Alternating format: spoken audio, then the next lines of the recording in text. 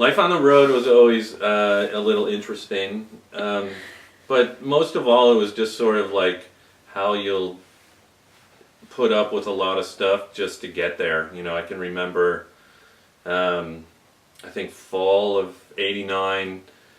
I had just moved to Oregon. I had tickets for shows in, I think, Charlotte and Miami.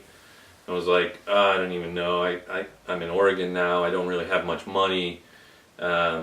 I'm probably just going to try to sell these tickets to some friends. And then all of a sudden, you know, we get the phone calls like, oh my God, the Hampton shows are happening. And I was like, oh, wow, that's super cool. They're doing Hampton. And then it was like after the first night, it's like, help Slip Franklin's like. And then it was like, okay, like, we got to hit the road. So I called some friends who were in Indiana, and I took a bus, a Greyhound from Eugene, and made my way across the country to Indiana. I think that took like 2.5 days of just being by myself and like hoping that I was going to meet up with these guys.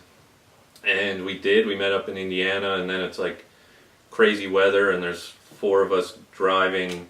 I think we slept in a park one night with 4 of us in a 2-person tent because it was raining.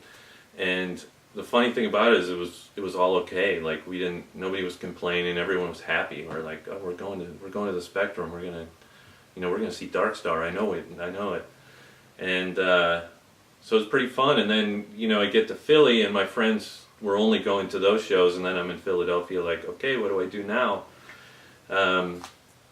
But it's sort of like it always worked out with the Grateful Dead. So I met a friend who I'd been on tour with that previous summer, and he was like, hey, I'm going to the rest of the tour if you want to join me. And I was like, absolutely. So we got in his big old, I think he had a big old green Buick, and just kind of did those all-night drives, from Philly to, it was interesting times, I'd do it again.